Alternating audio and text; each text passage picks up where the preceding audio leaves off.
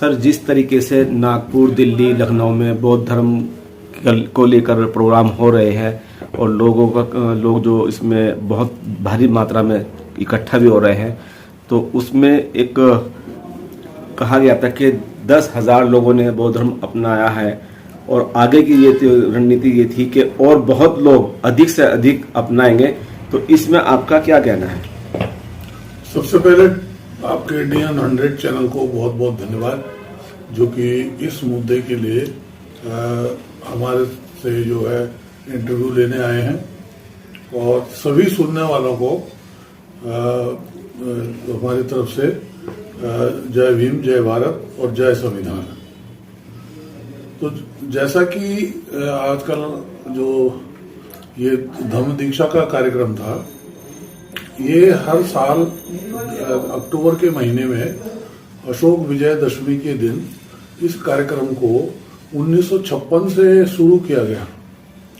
बाबा साहब डॉक्टर अंबेडकर जिन्होंने संविधान बनाया, उन्होंने खुद जब अपना दीक्षा समारोह लिया तो उसमें उन्होंने 22 प्रतिज्ञाएं ली। तो 22 प्रतिज्ञाएं ये बौद्ध धम्म दीक्षा का एक पार्ट है। या आज से नहीं, 1956 से ही लगातार कंटिन्यू जारी हो गया। तो जो लोग आज अपने आप को बाबा साहब डॉक्टर अंबेडकर का अनुयायी कहते हैं और उनके नाम पर उनके अनुयायियों को बरगलाते हैं, बरगला के उनके वोट लेते हैं, तो जब वो ही प्रतिज्ञाएं उन्होंने दोहराई तो उनकी सच्चाई सामने आ गई। हम तो कह ही रहे थे कि ये जो है अंबेडकरवादी नहीं है, ये निक्कर वाले हैं, ये भी नागपुरी निक्कर वालों की ही ब्रांच के आदमी हैं, लोगों को बरगला रहे। लेकिन अब जो है हम लोगों ने बाबा साहब डॉक्टर अंबेडकर के जो अनुयायी हैं, भारत के संविधान को मानने वाले हैं, जो भाईचारे को मानने वाले हैं, उन्होंने पूरे देश के लोगों को बतला दिया ये बात कि ये तो छद्म वेश में वेश बदल के हमको ठगने के लिए आए हो। तो वो जो दिल्ली में जो कार्यक्रम हुआ, हर साल होता है, वो बाबा साहब की ली हुई प्रतिज्ञाएं हैं, सबकी सब सारी। और भारत सरकार ने बाबा साहब के राइटिंग एंड स्पीचेस जो वॉल्यूम्स हैं, हमारे पास ही पड़े 40-45 वॉल्यूम्स आ गए हैं, जितने भी हैं उनमें वो दर्ज है।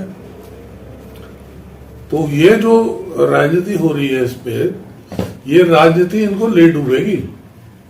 बाबा साहब के अनुयायी अब बख्शने वाले नहीं है। इन जो छद्म वेश में बहरूपे बन के जो हमारे सामने आ रहे हैं, अब नहीं बख्शेंगे हम इनको। जिस तरीके से हिंदुओं का ये कहना है कि हमारी तादाद ज्यादा है, तो इस पे क्या असर पड़ेगा जब लोग तुम्हारा हिंदू धर्म लोग बौद्ध धर्म अपना लेंगे, तो उस पे उन पे क्या असर पड़ेगा? देखिए, ये जो बात है, हिंदू तो कोई धर्म है ही नहीं, ये भी कह रहे हैं आज। ये जो है धर्म, हिंदू धर्म तो कोई है ही नहीं, ये मोहन भागवत भी कह रहा है, तो सुप्रीम कोर्ट भी कह रहा है, तो सारे कह रहे हैं। यही अपने आप में एक जो शब्द है, ये राजनीतिक शब्द है लोगों को बरगलाने के लिए। क्योंकि जब अंग्रेजों के राज में एडल्ट फ्रेंचाइज जब भारत में लंदन में आया, तो भारत में भी आना था। तो रणनीति के तहत इन लोगों ने अपने आप को हिंदू कहना शुरू किया। जिन लोगों ने मुगल बादशाहों के जमाने में जजिया कर नहीं दिया हिंदुओं पे लगने वाला, 1875 में स्वामी दयानंद सरस्वती ने आर्य समाज बनाया। अगर दयानंद सरस्वती हिंदू होता तो हिंदू समाज बनाता, उसने तो आर्य समाज बनाया। इसका मतलब ब्राह्मण मुगल काल से लेकर 1875 तक हिंदू थे ही नहीं। अब उन्हें हिंदू बनने की जरूरत क्यों पड़ी? हिंदू बनने से उन्होंने जो चादर तैयार की, उस चादर से SC ST OBC को लपेट के और अपने पीछे बांध लिया, और उससे 3.5% ब्राह्मण जो है वो बहुसंख्यक बन गए और राजसत्ता में आ गए। 1922 में उन्होंने हिंदू महासभा बनाई, 1925 में RSS बनाई। अब जब RSS बनाए तो उन्होंने देखा भाई ये तो हमने इनके साथ में तो बहुत ज्यादा जुर्म जातियां कर रखी है, तो ये हमको वोट क्यों देंगे, वोट कैसे देंगे? तो वोट देने के लिए फिर एक दुश्मन खड़ा किया गया, और जितने भी ऐतिहासिक राजाओं के द्वारा, मुसलमान राजाओं के द्वारा, दूसरे राजाओं के द्वारा जो भी जुर्म जाति की गई थी, वो उनका सिलेबस हो गया और उस सिलेबस से उन्होंने क्या अपने आप बहुसंख्यक बन गए। बहुसंख्यक बनने के बाद अब जब धीरे धीरे उनकी तो आदत है जुर्म ज्यादतियां करना, वो जब खुल के सामने आ रहा है तो सब उसका भंडाफोड़ हो रहा है लोगों का। अब बाबा साहब डॉक्टर अंबेडकर भी यही चाहते थे कि उन्होंने 1935 में कहा कि मैं हिंदू धर्म में, तथाकथित हिंदू धर्म में पैदा तो जरूर हुआ, लेकिन इस धर्म में रहते मरूंगा नहीं, ये मेरे बस में था। तो पैदा हुआ ये मेरे बस में नहीं था, लेकिन इसमें मरूंगा नहीं, ये मेरे बस में। वो काम उन्होंने 1956 में किया। 1935 से लेकर 1956 तक 21 साल फिर इन जो है असमानतावादियों को, वर्णवादियों को, ब्राह्मणवादियों को टाइम दिया 21 साल, सुधर जाओ। जब नहीं सुधरे तो 1956 में उन्होंने धम्म दीक्षा ले ली, और धम्म दीक्षा लेके बुद्ध धम्म और संघ की शरण में चले गए। तो उनको जब लोगों को हम बामसेब के लोगों ने ये सारी चीजें बताई तो आज पूरा का पूरा लोग उनके समर्थन में खड़े हैं। यहाँ सही बात है, तो इसलिए वहां उस पर जा रहे हैं। अब ये जो हिंदू शब्द है ये राजनीतिक शब्द है। ये ब्राह्मणों का अपने आप को बहुसंख्य बनने के लिए एक चादर तैयार की हुई है, जिसे SC ST OBC को बरगला के अपने पक्ष में करने के लिए करते हैं। इन्होंने अभी 70-75 साल तक तो यही किया, लेकिन अब सब नंगे हो गए। इस साजिश से नंगी कर दी हमने। इसलिए इन लोगों की जो राज सत्ता है उस पर खतरा है, और हम जितना इस तरफ जाएंगे, भारत के जो लोग हैं उनकी बेहतरी के लिए काम होगा, भाईचारा बढ़ेगा। आने वाले समय में बौद्ध धर्म जो है कितना आगे बढ़ सकता है? देखिए जनाब, बौद्ध धर्म तो भारत तो बौद्ध राष्ट्र था पहले। आपका सम्राट अशोक के जमाने में भारत, अफगानिस्तान, ईरान, आपका पाकिस्तान, ये सारा इलाका, आपका नेपाल, तिब्बत से लेके भूटान, सिक्किम, म्यांमार से लेकर आपका इंडोनेशिया तक था इसमें। तो उस कल्चर से तो पहले ही था। इनका इन्होंने सफाया किया। इसका इन्होंने जब तख्ता पलट गया पुष्यमित्र शुंग के जमाने से, तो भारत को तोड़ते तोड़ते तोड़ते तोड़ते आज यहाँ ले आए। अभी भी साजिशें हो रही इसको तोड़ने की, क्योंकि जहां वो कंफर्टेबल नहीं होते वो तोड़ेंगे। ये असमानतावादी लोग हैं, वर्ण व्यवस्था और जाति व्यवस्था इन्होंने बनाई हुई है, पूरे समाज को उन्होंने तोड़ के रखा हुआ, ये तोड़ते हुए जा रहे हैं। तो बौद्ध में तो हम पहले से ही थे। हमारा जो जीन्स है वो जीन्स तो बुद्धिस्ट जीन्स तो है ही हमारे अंदर। इसीलिए तो हम वो जो पंचशील है, आप कोई भी देख ले, चाहे वो इधर शेड्यूल कास्ट में है या OBC में है या माइनॉरिटी में चला गया, पंचशील जो झूठ नहीं बोलूंगा, चोरी नहीं करूंगा, ये नहीं, वो जो पंचशील उसके ब्लड में अभी भी है। वो कहीं भी जाता तो अभी भी पालन करता हूं। तो इसमें जो है कि जब इस देश को बौद्धमय बनाया जाए, बाबा साहब का यही कहना था, इस देश को बौद्धमय बनाना है, और बौद्धमय बना के ही हम लोग इसमें वो आगे बढ़ेंगे। उन्होंने उस दिशा में, जो भारत का संविधान है वो इसी दिशा में है कि हम सब लोग भाईचारे से रहें, डेमोक्रेटिक सेटअप से रहें। डेमोक्रेसी का मतलब ये नहीं है कि एक ही बिरादरी के लोग जो है वो शासन प्रशासन में चले जाएं। अभी जितने भी डेमोक्रेटिक जो इंस्टीट्यूशंस हैं उसमें इन लोगों ने चालाकी से, चूंकि हमें पता नहीं था, इन लोगों ने चालाकी से डेमोक्रेटिक इंस्टीट्यूशन के अंदर सारे के सारे अपने लोग घुसा दिए। अभी जो आंकड़ा आ रहा है उसमें यह है कि 80% तक सवर्ण हिंदू, उसमें से करीबन 79-80% तक सवर्ण हिंदुओं में, विशेषकर ब्राह्मण, भारत के शासन प्रशासन में। सारे अदालतों में जज 97% ब्राह्मण है। आपके ये जो है ब्यूरोक्रेसी में, आपकी जितनी भी हमारे संस्थाएं सब में, यूनिवर्सिटीज में, हम कोई चाहे चांसलर नहीं, कहीं प्रोफेसर नहीं। और अगर हमारे बच्चे तैयारी करके वहां जाते हैं, उनका जो हिस्सा लगा हुआ है उसमें वो कर देते हैं NFS, एक टर्म बनाए NFS, नॉट फाउंड सुइटेबल करके हमको बाहर कर देते हैं। तो बहुत सारी चीजें हैं जिनको धीरे धीरे लोग अब समझने लगे हैं, खास करके हमारे जो युवा और जो पढ़े लिखे लोग हैं समझ रहे हैं इस चीज को। तो इसलिए इनका जो है ये शिकंजा है, ये खत्म करने के लिए, ये अमानवीय व्यवस्था को खत्म करने के लिए हम आगे बढ़ रहे हैं। अगर संविधान वन व्यवस्था लागू करते हैं तो उसमें आपका क्या कहना है? देखिए, वर्ण व्यवस्था का जो सिस्टम है वो तो ओपनली तो आ नहीं सकते, क्योंकि उसका जो उनका जो षड्यंत्र है वो तो उजागर हो गया। ये ओपनली तो नहीं आ सकते, लेकिन छुपे रूप से तो आज भी लागू कर रहे हैं। हमारा नुकसान जितना वर्ण व्यवस्था ने, जाति व्यवस्था ने किया, उतना तो किसी बीमारी ने भी नहीं किया, किसी महामारी ने नहीं किया। तो हमारा जो बौद्ध काल से हमारा जो पतन शुरू हुआ वो तो इसी वर्ण व्यवस्था से और जाति व्यवस्था से हुआ। तो हम जो इसके सख्त और घोर विरोधी हैं। बाबा साहब इसके बहुत सख्त और घोर विरोधी थे, और उसी दिशा में उन्होंने काम करके भारत का संविधान बना के दिया हमको। लेकिन बदकिस्मती से संविधान भी उन्हीं लोगों के हाथ में चला गया जो इस गैर बराबरी को, वर्ण व्यवस्था को, अमान्य व्यवस्था को का पालन करने वाले थे, उनके समर्थक थे, उनके हाथ में चला गया। तो उन्होंने क्या किया? उन्होंने संविधान को तो लागू नहीं किया, और छुपे तो वर्ण व्यवस्था आज भी लागू है।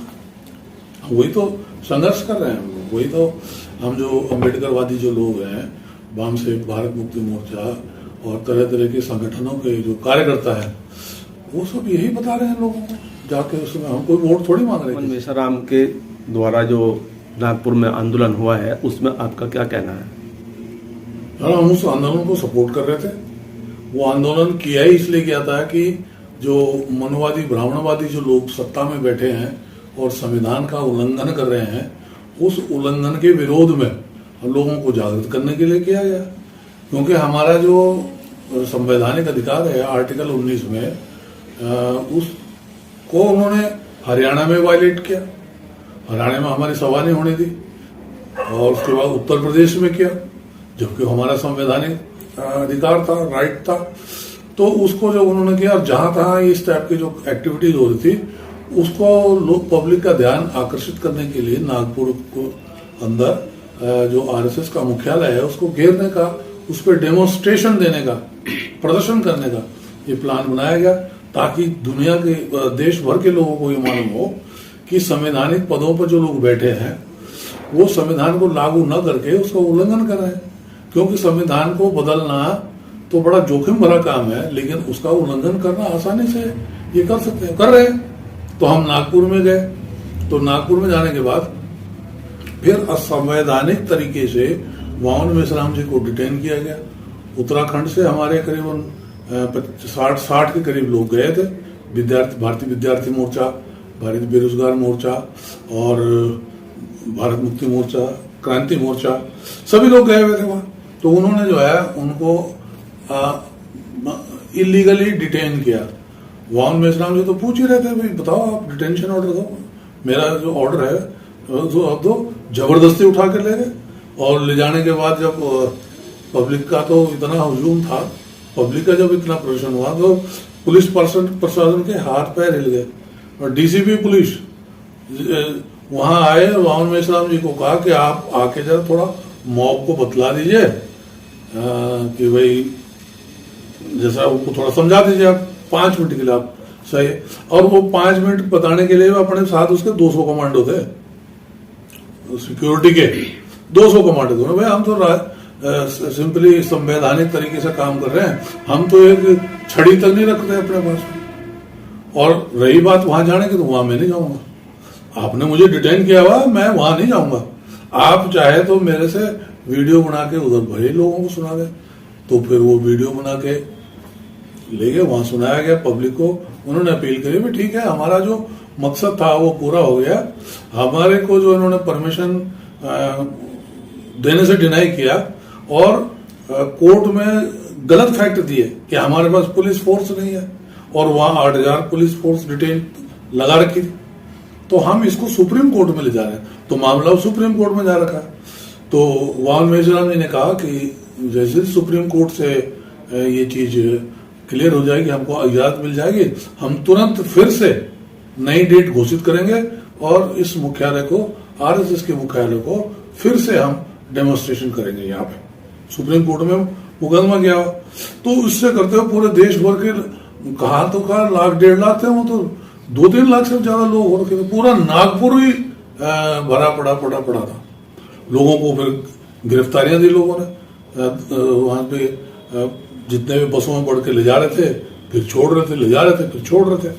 तो कुल मिलाकर ये कार्यक्रम सफल रहा।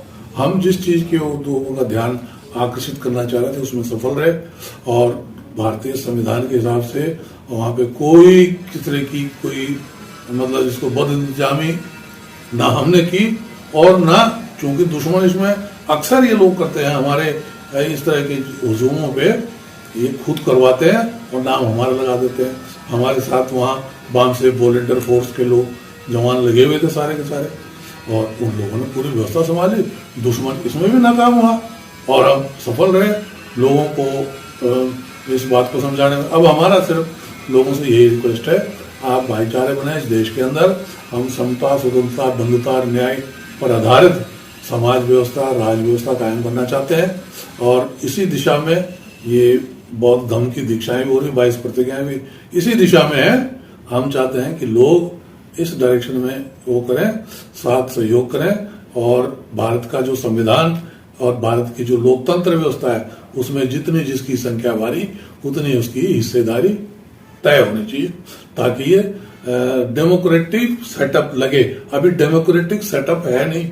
80% एक ही बिरादरी के लोग शासन प्रशासन में नौकरियां करें, इसलिए हमारे ऊपर जुर्म ज्यादतियां हो रही है। ये जुर्म ज्यादतियां ना हो, सबका हिस्सा बराबर हो जनसंख्या के हिसाब से, और ये हम करेंगे। अभी जो भी ये देश की धन संपत्तियां बेच रहे हैं उसका हम विरोध कर रहे हैं, और जिस दिन हम बहुजन समाज के लोग, मूल निवासी बहुजन समाज के लोग सत्ता में आएंगे, उस दिन हम देखेंगे इसको कि हमको किस तरह से करना है, क्योंकि ये जो असंवैधानिक काम हुआ है इसको हम संवैधानिक करेंगे।